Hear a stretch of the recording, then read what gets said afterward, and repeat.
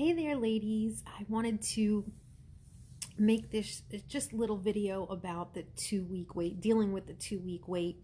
I know Andrea had just posted about survival tips for the 2-week wait.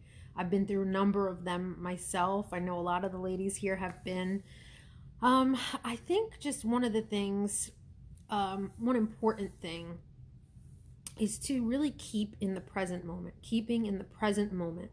So, as we're waiting, as our days are kind of going by, I feel like, there's about 14 days or 10 days, especially if you're doing IVF and you have a 5-day transfer, there's about 10 days.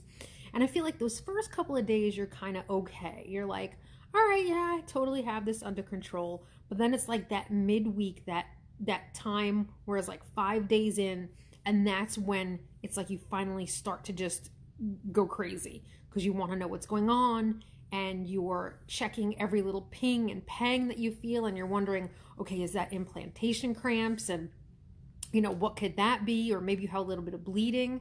So there could be a lot of things that kind of pop up, and that anxiety and that stress. So being in the present moment, staying in the present moment is a really important thing.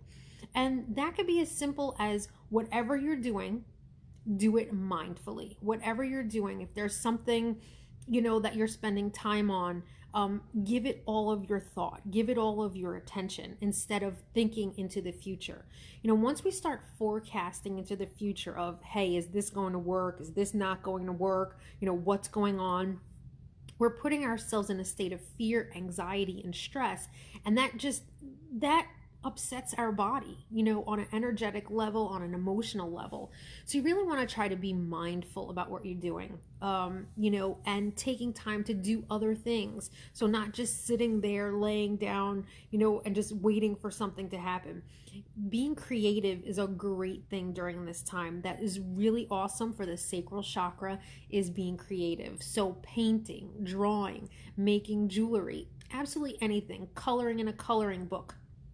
Whatever you can do to get those creative juices flowing, that's really a great thing to help with that sacral area, because that's our center of creation. So being creative opens up and keeps that area flowing energetically. So I think too, it's important to, if you have these negative thoughts, and I had a post about it the other day, if you have a negative thoughts, it's important to kind of stop yourself in the moment and change that negative statement into a positive one. So literally flipping it on its head. You're like, okay, what if this doesn't work? Okay, but what if it does work?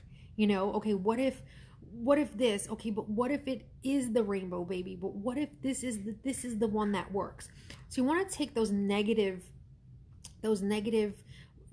comments and those negative self-thought and just literally flip them on their head. So anytime it happens, it becomes like an automatic for you to say, okay, wait, no, let me see, what is the opposite of that? And once you start doing more of that positive thought, it starts to be more automatic, and it starts to replace those negative thoughts. Having a gratefulness practice is huge during this time, huge in our lives regardless, but having a gratefulness practice, waking up in the morning, naming some things that you're grateful for, or before you go to bed, talking about the things you're grateful for, or if you're in a moment of a lot of stress or tension or anxiety, it's a great way to kind of wipe the slate clean and start thinking, okay, you know what? I know I'm stressed out, but what are the things that are going well in my life? What are the things that are going on that are good in my life? What am I grateful for? What am I appreciative for? So having a gratefulness practice really increases our happiness level and decreases our stress, because we're really putting out these really positive vibes. So those are my tips for the 2-week wait. There's lots of other things that you hear about. We could talk about eating pineapple core, eating Brazil nuts, things like that, making sure that you keep socks on your feet. And I do think that's important, keeping your body warm. So not placing anything directly over the belly, but keeping warm with soups and stews, keeping a sweater on, just staying nice and snuggly is very helpful for that. Doing visualizations is important too, in picturing your uterus as if it was going to hug that embryo or hug those embryos. Literally, what it would be like if you haven't seen a friend in a really long time. You would take her, you would grab her, and you would hold her so tight. So think about that going on inside of your body. Think about your uterus and everything. You're just kind of enveloping them with so much love and so much light. So picturing that is very helpful as well. So these little visualizations, and it'll work differently for each person, what they like to think about. But try something along those lines to help you kind of just feel a little bit more connected.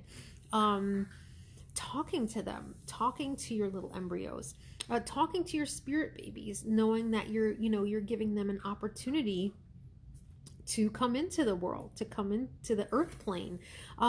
So there's a lot of different ways. You just need to find the one that is right for you. So those are my little tips for the 2-week wait. You could also have some energy healing. I love to do energy healing during the 2-week wait. Reiki is really relaxing. I like to usually do it, especially if it's IVF, before a transfer, after a transfer, in the middle of the wait, in the middle of the 2-week wait. Because like I said, that middle of the 2-week wait, that like day number 5 and 6 seem to be when you start looking at Google, when you start to feel things. So it's definitely a time where you could feel a little bit more stressed and anxious about things, wondering what's going to happen. So I love doing Reiki for my women during that time. It's very relaxing and helpful for them. Another thing I want to say is that for me, I've never was one to do pregnancy test after pregnancy test. You see a lot of women starting them on day 3, day after the transfer, day 4. I personally don't like that. I feel that it is anxiety inducing to sit there and wait for the lines to get darker, lighter. So that is not something that I suggest is done. Obviously, everyone is different, but that's just my kind of personal and professional opinion, is not to fall into that trap of test, because it's just like, it's an OCD. I call it testing OCD. It's like an anxiety. And then, what if the line is not dark the next day, as dark as the day before? So, it can get a little strange with that. So yeah, those are my tips. And that's it for now, okay? Good luck sending lots of baby dust. Bye.